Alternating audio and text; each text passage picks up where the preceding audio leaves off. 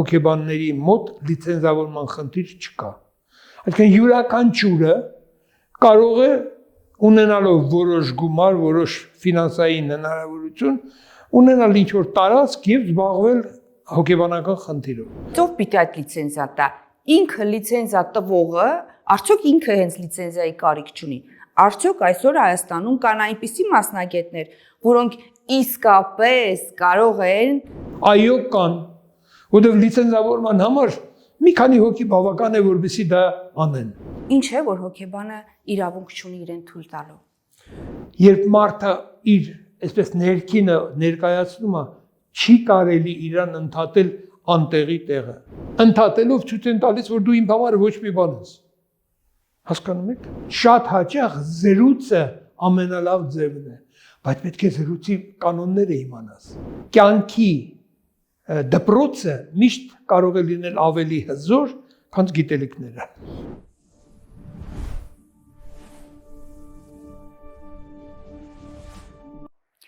Ողջույն, զգուշ եղեք հոգեբանից։ Այո,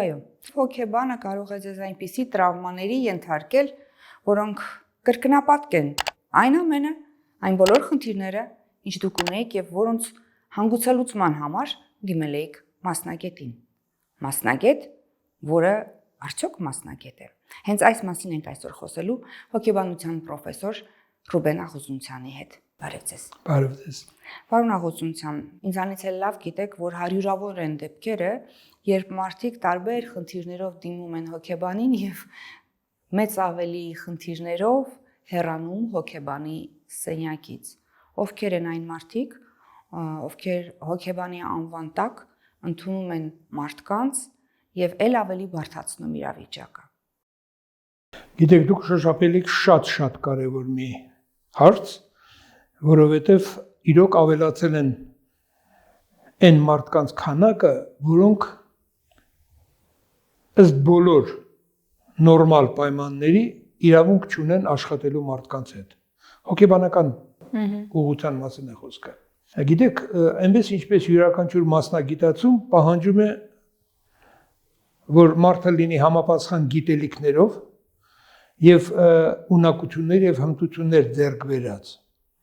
Միայն գիտելիքները բավարար չեն։ Դա պայմանավորված է նաև նրանով, որ ամենաբարդ երևույթը բնության կողմից ստեղծված դա մարդն է։ Բայց որ այդ բարդությունը պահանջում է ավելի լուրջ եւ զգուշավոր մոտեցում։ Զարգացած երկրներում, որտեղ որ կիրառական հոգեբանությունն է, գործնական հոգեբանությունն է զարգացած,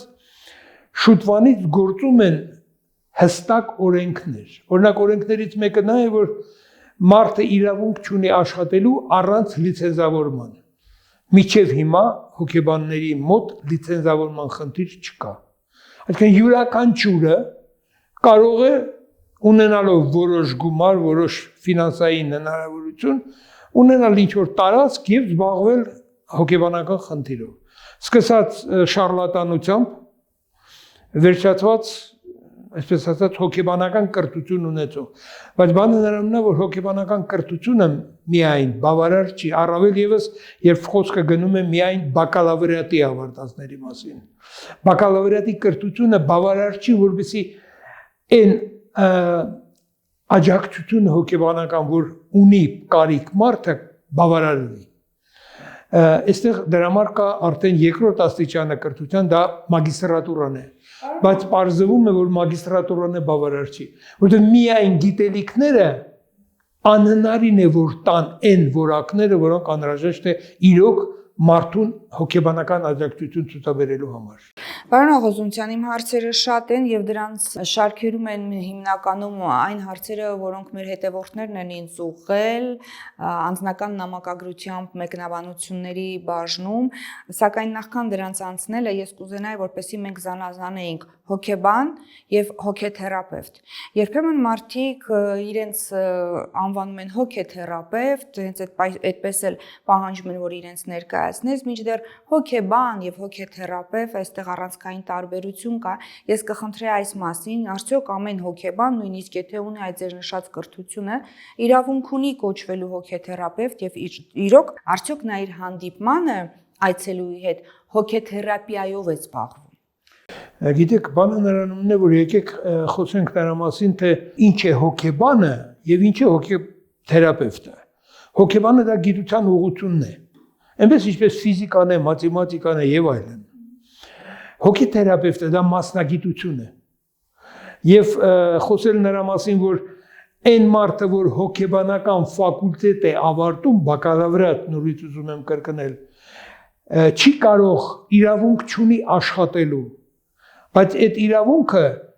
զարգացած երկրներում տրվում է լիցենզավորումից, որը պահանջում է շատ լուրջ քննություն հանձնել, որի մեջ մտնում են ոչ միայն գիտելիքները, այլև ունակությունները եւ հմտությունները, որը չի տալիս ոչ միայն հաղորդակցման։ Հիմա տեսեք մի պարադոքսալ բան ձեզ ասեմ։ Գիտնականը անպայման չի որ կարողանա շփվել։ Ինքը կարող է գիտությամբ զբաղվել եւ շփվելով մարդկանց հետ, ամենակարևոր շփումը այդ դեպքում կարող է լինել դասախոսություն կարդալը։ Բայց երևի մեծամասնությունը մարդկանց, որոնք անցել են բուհական կրթությունը, գիտեն, որ հանդիպել են ավելի ճիշտ արտակարգ դասախոսի, որը բարձր որակի գիտնական չի, եւ հակառակ շատ բարձր որակի գիտնական, որը այնքան է լավ դասախոս չի։ Որովհետեւ դասախոսության գործունեությունը ու գիտական աշխատողի գործունեությունը, դրանք տարբեր գործունեություն են, ունեն ընդհանրություններ, բայց տարբեր են։ Տեսեք, հենց խոսեցինք կիրառական կողմի մասին, շատ կարեւոր է հաղորդակցումը։ Ես ես մի գաղտնիք ասեմ, որը կարող է զարմացնի, դա նա է, որ բուհում չեն անցնում խոսելու ունակությունը զարգացնելու համար։ Համարվում է, որ մարդը եթե դպրոց ավարտել է, խոսել գիտի, էլ ինչ խոսեցնել սովորես, բայց չէ որ խոսքը միակ զենքն է հոգեբանի, եւ նրան չեն սովորեցնում խոսել։ Տեսեք ինչ պարադոքս է, ինչ հակասություն է առաջ գալիս։ Ավելին ասեմ, ում են թույլ տալիս դասախոսել։ Դասախոսությունը թույլատրվում է այն մարդուն, որը ունի տեխնատուական կամ դոկտորական կոչում, գիտական կոչում։ Այսինքն նա գիտությամբ է զբաղված, պաշտպանում է իր թեզը եւ դա թույլ է տրվում դասախոսություն վարել, որովհետեւ եթե չունի նույնիսկ շատ մեծ փորձ ունեցող, մենք ունենք այդպիսի դասախոսներ, բայց չեն թույլատրում նրան դասախոսություն վարել, որովհետեւ նա պաշտպանած չի։ Իսկ այդ պաշտպանածների մեջ մարդ կա, որը չի կարողանում իր գիտելիքները հաղորդել։ Կրթությունը դրա մեջ է, որ մարդը պետք է կարողանա իր լավ իմացած գիտելիքները հաղորդել այնպես, որպեսզի դրա գիտելիքները փոխանցվի։ Իսկ հոգեթերապևտը առավել եւս։ Հոգեթերապևտը, գիտեք, զարմանալին նա է, որ շատերս, քանի որ մենք դեռ հոգեբանությանը վերջի ժամանակներն է, որ դարել է մոդայիկ շատ, եւ այդ մոդայիկությունը ունի երկկողմանի դևերային միասնություն։ Այդ մոդայիկությունը բերում է, որ շատ հետաքրքիր ասել, ես ունեմ իմ հոգեբան, ես գնացի հոգեբանի մոտ։ Իսկ ինչ արդյունք ստացավ այդ գնալը, շատ մոդայիկ է, որ նստած ընկերների հիմնական կանանց մոտ է շատ ընդունված, որ ոնց որ ասում են, ես գնացի Վարշավայի մոտ, ես գնացի հոգեբանի մոտ։ Այս մոտեցումը բավականին ծանր կարող է նստել հոգեկան աջակցության տեղը հակառակը։ Եվ այստեղ մի հակառակ ուրիշ բան կա, որ արժեքազերկվում է հոգեբանության գիտությունը։ Այս սա է խայտառակը։ Եկեք խոսենք այն կանոններից, որը պարտադրվում է հոգեբանի, հոգեթերապևտին իր այցելուի հետ հաղորդակցման մեջ, որպեսզի մեր հետևորդները սա որպես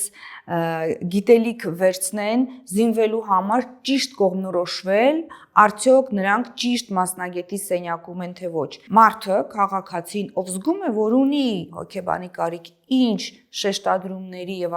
կարևոր հանգամանքների պիտի ուշադրություն դարձնի, որպեսզի ճիշտ կողմնորոշվի հոգեբանների բազմազանության մեջ հայտնվի իսկապես լավ մասնագետի սենյակ։ Դուք հիմա շատ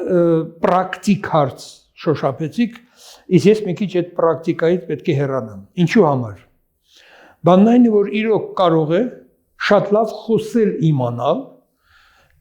իսկ արդյոք ով դեմը նստած է Գիտի թե հոգեբանությունը ինչ է։ Այսինքն այցելուն որ գալիս է,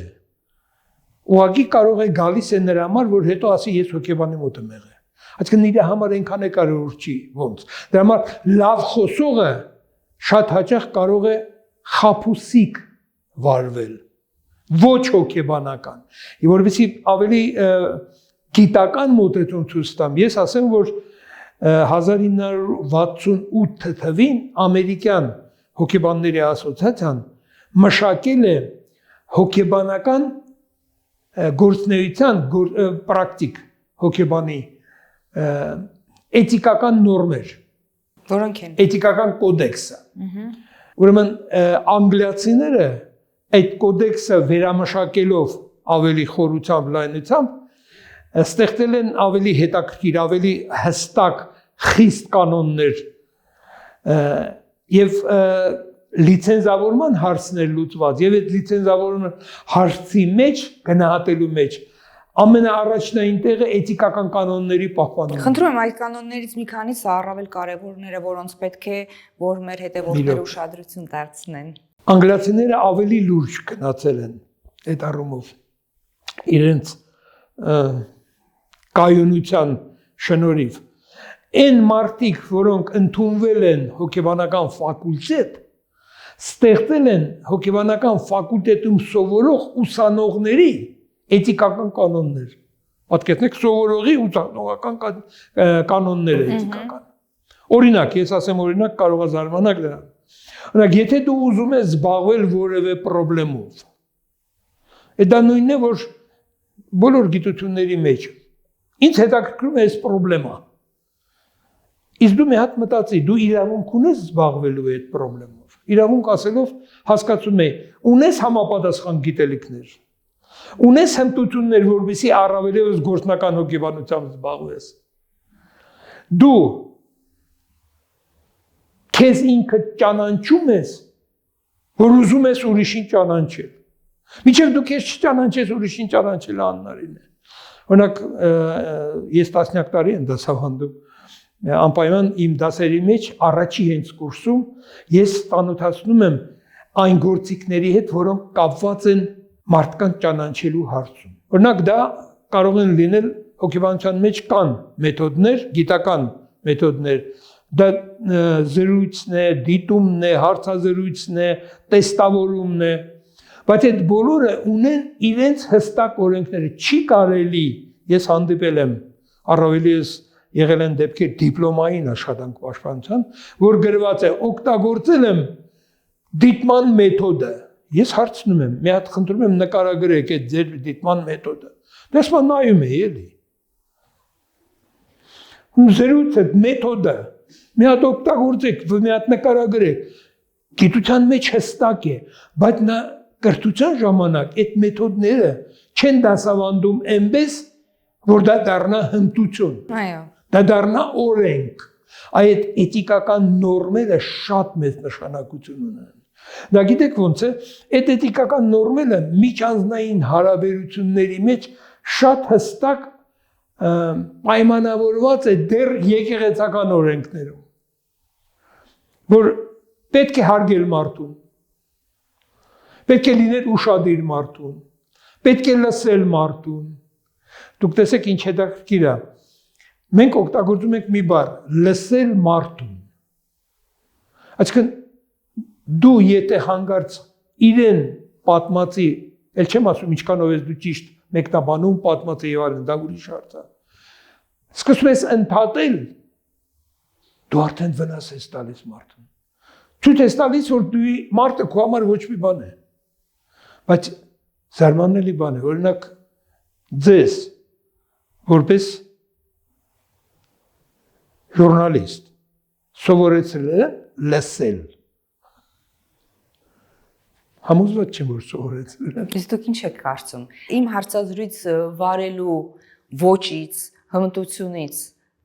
ինչ եք կարծում։ Ինձ դա սովորեցրել են թե չէ, եւ այլ հարց է սովորեցրել են թե չէ, արդյոք ես դա գիտեմ թե ոչ։ Ինձ հետաքրքիր է ձեր կարծիքը։ Ասեմ։ Նո, ես բազմաթիվ անգամ ենք հատիվել, ձեր շատ ուժեղ կողմը ձեր բազմակողմանությունն է։ եւ լսելու ու նորը սովորելու ունակությունը։ Դուք միշտ ձգտում եք նորեն, միշտ չի որ ցույց եք տալիս դա, բայց միշտ սովորում եք։ Ամեն մեր հանդիպման մեջ ես նկատում եմ, որ դուք մեր անցյալի փորձը ինչ որ ձևով հաշվի եք առել։ Այսինքն դա արդեն անհատական հատկություն է։ Ես խոսում եմ մասսայականության, իսկ մասսայականությունը կրթության միջոցով է, դաստիարակության միջոցով է ձևավորվում, հասկանում եք, այդ սա է խնդիրը։ Պարոն Ախուզունցյան, հարցերից մեկը մեր հետևորդները, որոնք ուղղել են, հետևյալն է. արդյոք ես պետք է ամբողջ իմ կյանքը իր մանրամասնությամբ պատմեմ հոգեբանին, որպեսզի նա կարողանա ինձ օգնել, որովհետև հոգեբանը նրա առջև այդպիսի խնդիր է դրել, ասել է ամբողջը ինձ պիտի պատմես։ Մանկությունից սկսած եւ հնդածս բոլոր քո օրերի իրադարձությունները։ Գիտեք, բանը նրանումն է, որ նախքան եւ հոգեբանի կողմից եւ այցելուի կողմից պետք է ճանաչել իրար։ Այդ ճանաչելը խաբուսիկ կարող է լինել, որովհետև շատ հաճախ մենք բամբասանքներով ենք ղեկավարվում, որ մեկը մյուսին հաղորդում է, մեր մոտ բավականին ընդունված է բժշկի ընտրության ժամանակ, իրավաբանի ընտրության, շատ ընդունված է հիմա էլ հոգեբանության ընտրության, հոգեբանի ընտրության հարցում, որ ճանաչել է պետք։ Եթե պատկերացնել, որ հոգեբանը ունենալով ինչ-որ գիտելիքներ, ունենալով ինչ-որ ձևեր սովորել է եւ այլն եւ կարող է ավելի լավ ճանաչել, քան մարդը, մարդը հոգեբանին չի ճանաչում, ոնց ճանաչի։ Այո։ Այս է խնդիրն է։ Այո։ Եկեք շատ կոպիտ օրինակ եմ բերելու հիմա։ Եթե դուք ուզում եք գնել օրինակ պանիր, ծածկած, փաթեթված պանիր, ինչ եք նայում դուք։ Նայում եք ժամկետը, չէ՞։ Ժամկետը չպատասխանը չեք առնում, չէ՞։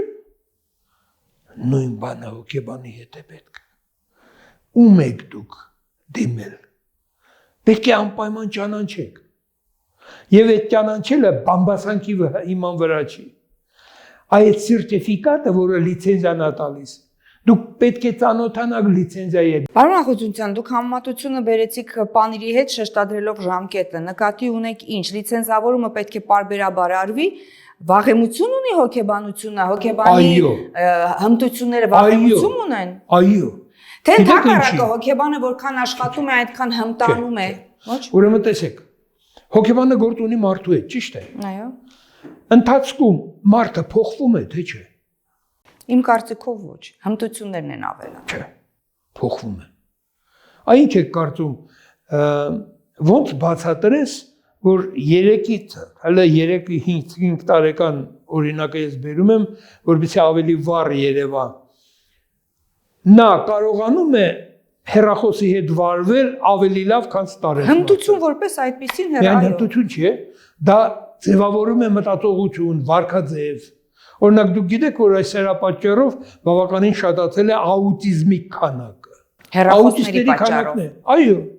Հեռախոսների, կոմպյուտերի մեկուսացման եւ տեսեք, այստեղ ինչ հետաքրքիր բան կա։ Դուք գիտեք, որ մայրերը, հիմնականում մայրերը շատ ուրախ են, որ երեխան նստած կոմպյուտերի մոտ կամ հեռախոսի, որովհետեւ իր կողքն է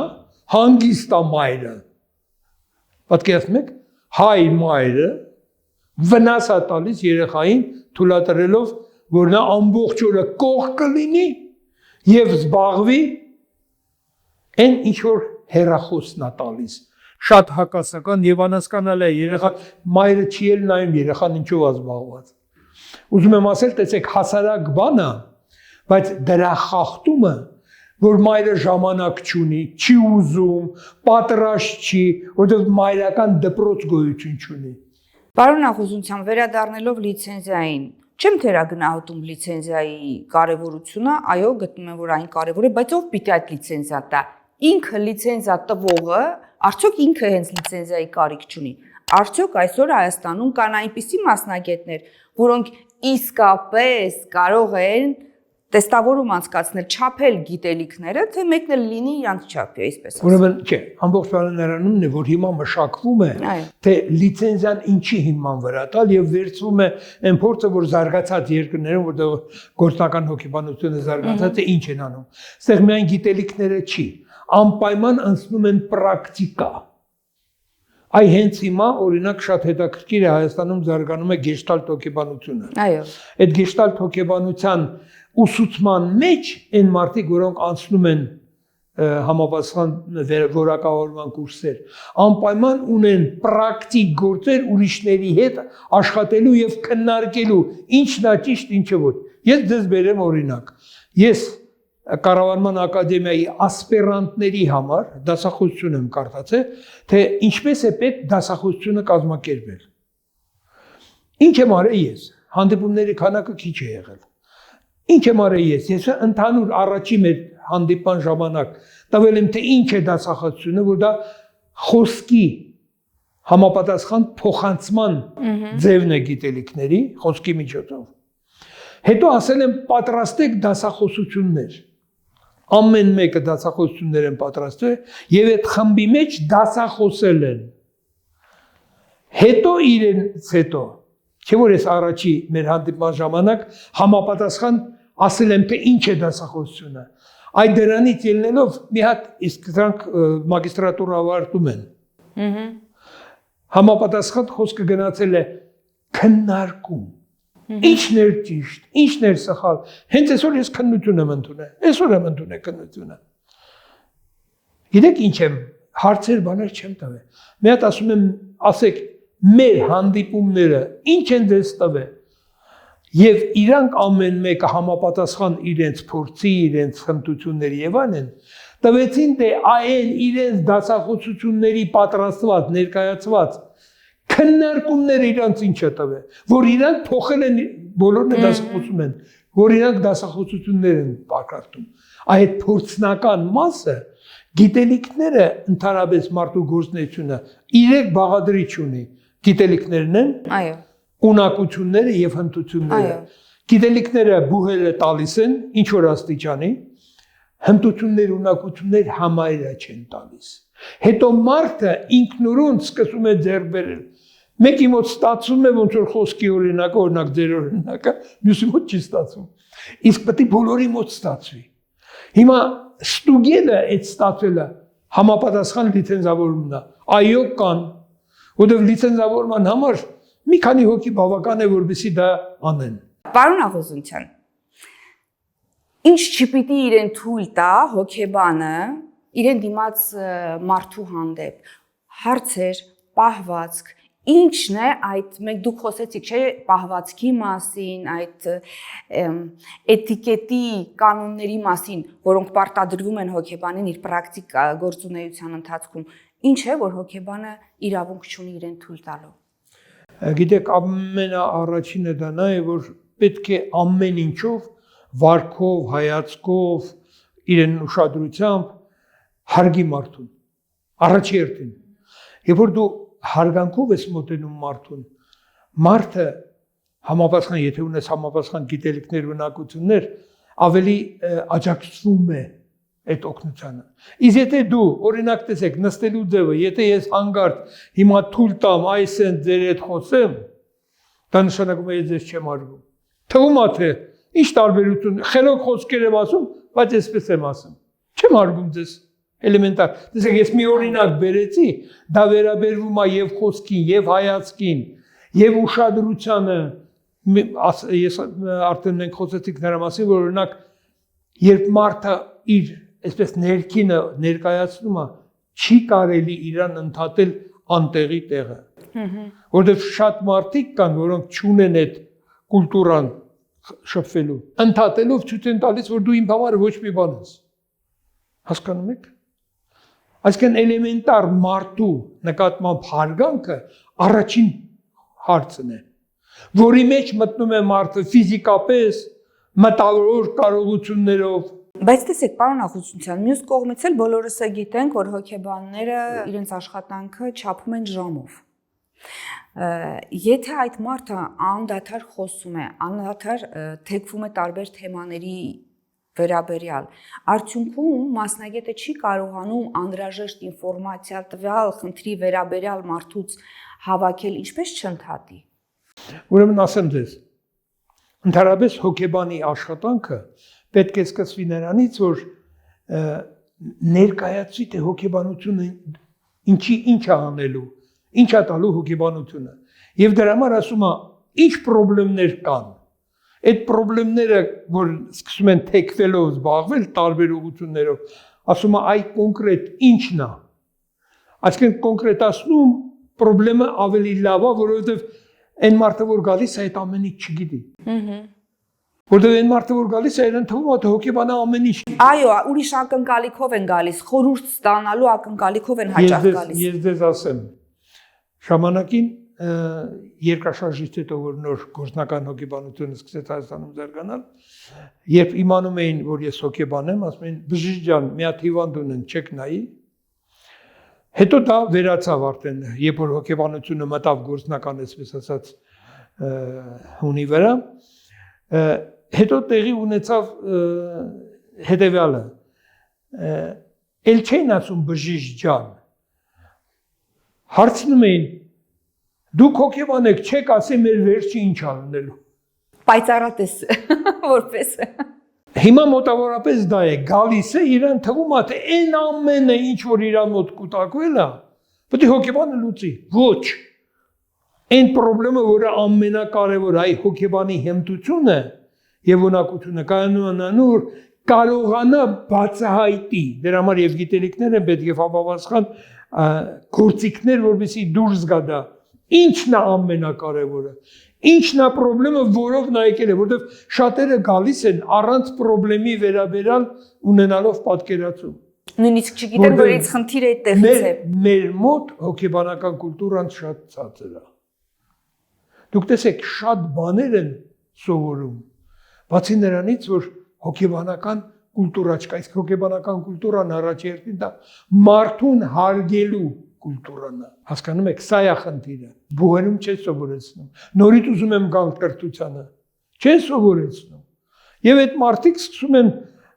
օգտագործել մարդկանց մոտ այդ կուլտուրայի բացակայությունը, հոգեբանության մասին ոչ մի գիտելիքներ, մոդայիկությունն է սկսում առաջնային լինել, որ կարողանաս գլուխ գովել, մի քիչ որ հոգեբան ունես։ Մարդիկ կան, որոնք իմիջիալը դա Ֆրեյդի դերվածն է, որը շատ լավ գործարար է եղել, ամբողջ կյանքում պետք է ունենաս ոնց որ իրավաբան, հոգեբան։ Ու վճարում ես ամբողջ կյանքում։ Այդ հոգե վերլուծությունը դրանով է, էլի, երբևիցե չի մահանում, այդ ու չի վերանում, բայց պրակտիկ հոգեբանությունը, որը զարգացած երկրներում է, ունի հստակ, դուք ասացիք օրինակ մի ժամ։ Այո։ Պրակտիկան է հոգեբանական, որտեղ զարգացած է, անում եմ մի ժամ, ավելին ասեմ, ոչ թե միայն մի ժամ, այլ ոչ ավել քան 10 հանդիպում։ Այսինքն այդ 10 հանդիպման ընթացքում մարդու խնդիրը պիտի լուծվի։ Ուրեմն բացի նրանից, իրական աշխատանքը այդ խնդիրի հետ սկսում է այն ժամանակում, երբ որ նա բացահայտվում է, ոչ թե հենց առաջի հանդիպումից։ Այո։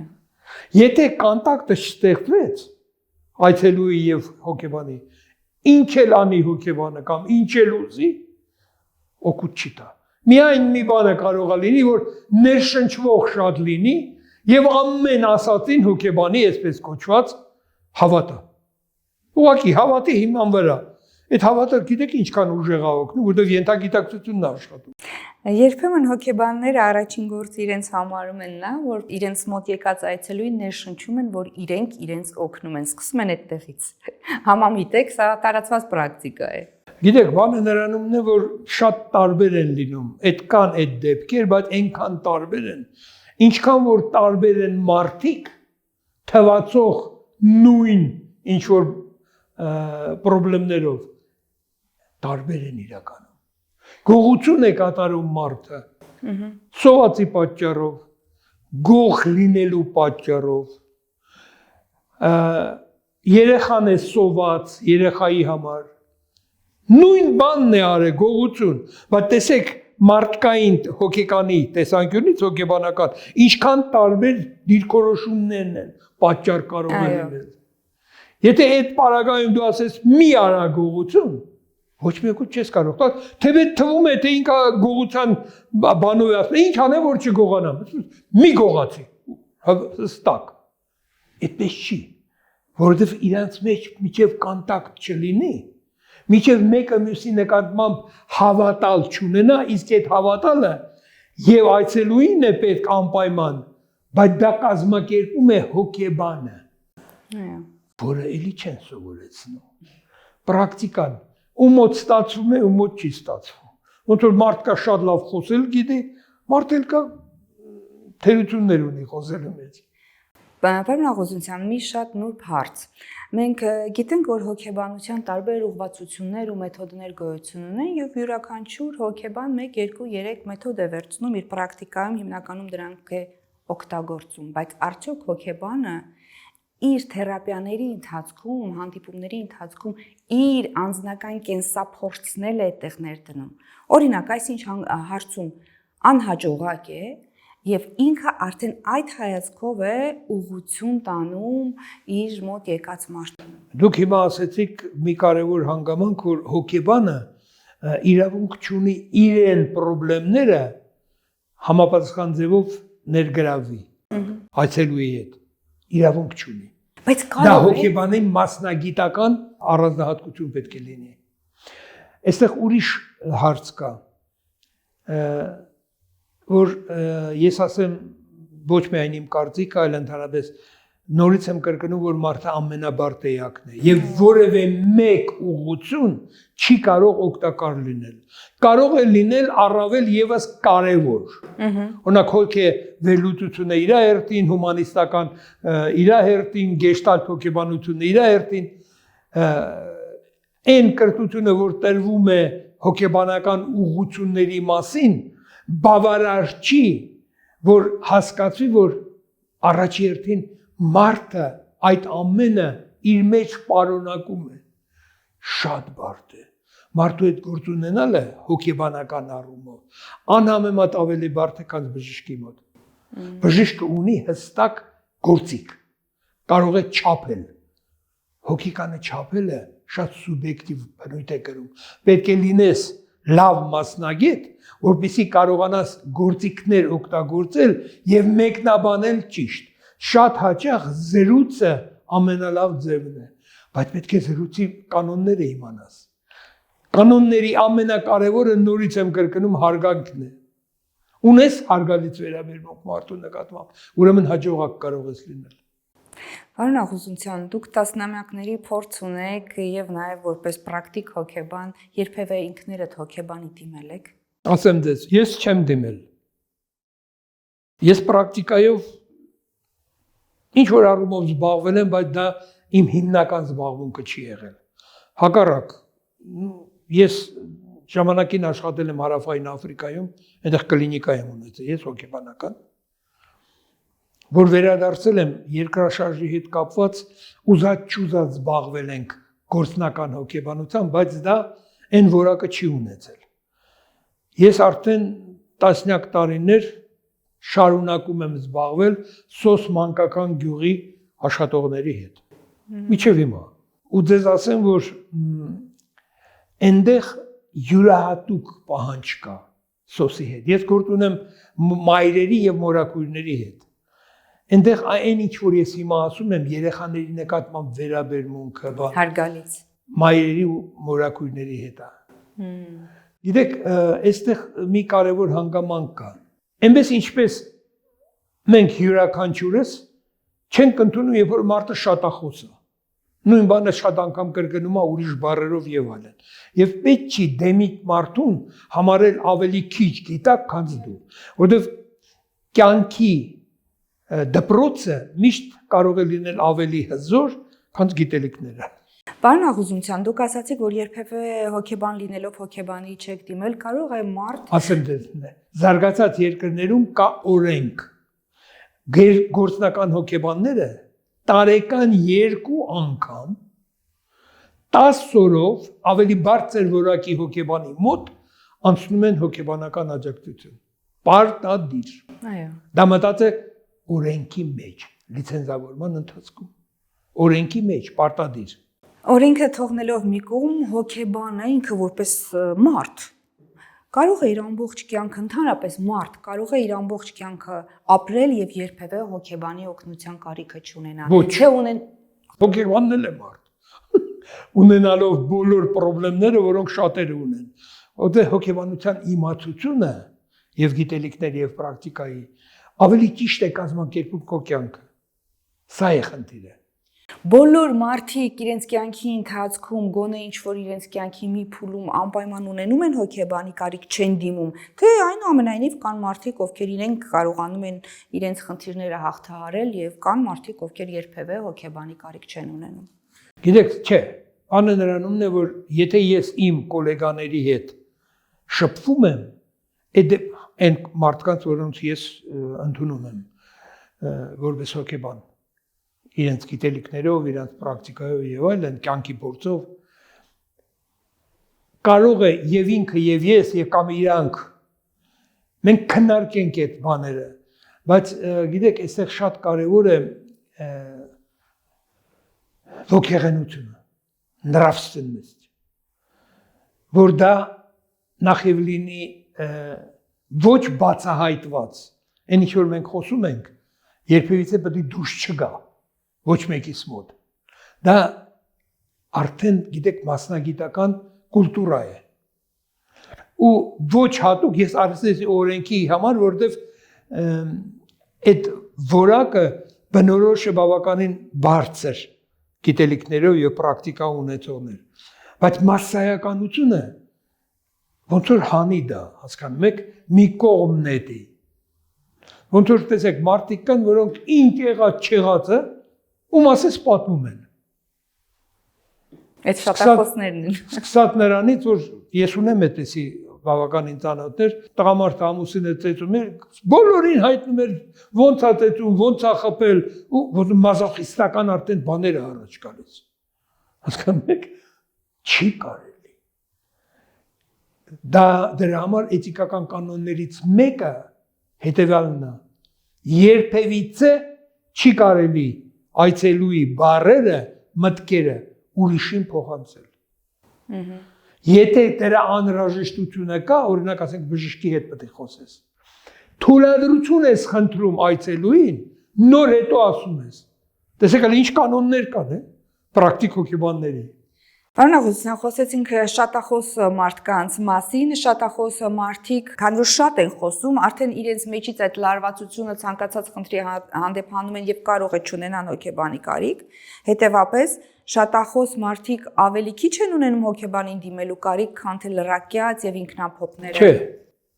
Ուղղակի գիտեք, շատախոսները կարելի է ասել դա ինչ որ նման է լավ լինելու հետ։ Լավ լինելուն հանգստանում է։ Ինքն է շատախոսում հանգստանում է։ Այդ օրինակ լավ լինելը մազոխիզմ չի, բայց շատ խոսելը եւ գաղտնիքներ ասելը, որը իրավունք չունեն ուրիշները իմանալ, դա արդեն լուրջ խնդրեմ է։ Ես ուզում եմ նորից կրկնել, որ հոգեբանական կուլտուրան, այսինքն հոգեբանության նկատմամբ վերաբերմունքը, որը միջալոց սկսում է ընտանիքից, բացակայում է։ Եկեք մեղմ ասեմ, այնքան է բարձր չի։ Եվ վերջում պարոն Աղուտիսյան, մեզ դիտողները, լսողները ինչ հատկություն, ինչը վերցնեն իրենց համար որպես զենք կողմնորոշվելու համար, արդյոք ճիշտ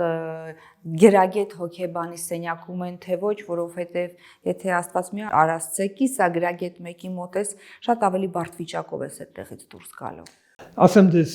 այստեղ շատ կարևոր է օրինակ, այնպես ինչպես յուրաքանչյուր ապրանքի, իսկ հոգեբանական աշխատանքը ապրանք է, այդ առումով, շատ մեծ դեր ունի ռեկլաման։ Կան կենտրոններ, որոնք շատ լավ ռեկլամա են անում, բայց իրականում որակը այնքան է բարձր չի։ Եվ հակառակ կան մարդիկ, որոնք անհատական, ես ճանաչում եմ այդպիսին մարդկանց, որոնք անհատական այցելություններ ունեն ու բոլոր այցելությունները շատ գոհ են։ Ուզում եմ ասել, այստեղ մի օրենք չկա։ Օրենքը գիտեք ինչ է։ Այնպես ինչպես հիմա մենք մեր իրականության մեջ, որտեղ որ փաստորեն կրթությունը այն որակի չի, ինչ որ պահանջվում է, մեկս մյուսին, եթե դու ես ձեզ հավատում եմ, հարցնում եմ, այս բժիշկը, որին դուք ծանոթ եք եւ գիտեք, ինչպես է, եւ եթե ձեզ հավատում եմ, դա կարող է լինել ինձ համար ինչ որ բան, բայց ես կարող եմ այդ մարդու մասին իմանալ եւ ուրիշ բաներ։ Օրինակ, դուք իմ մասին կարող եք իմանալ իմ աշակերտներից, այսինքն մեր ուսանողներից, ասպիրանտներից, որոնց հետ ես աշխատում եմ։ Որ թվում է բոլորովին գործնական հոգեբանի հարց չեք քննարկում, ինչպեսի դասախոս է։ Այդ ինչպեսի դասախոսի մեջ կարելի է շատ հետաքրքիր հասկանալ, իսկ ինչ որակներ ունի այդ մարդը։ Ես ձեզ բերեմ մի օրինակ, որը Ռուսաստանում փորձ են կատարել, հարցրել են ուսանողներին, թե ինչ հատկություն է գնահատում դասախոսների մեջ։ Շատ բազմաթիվ ամբողջ Ռուսաստանով բուերի ուսանողներին։ Մարդու մասնագիտական գիտելիքները գրավել են չգիտեմ որ երրորդ տեղը։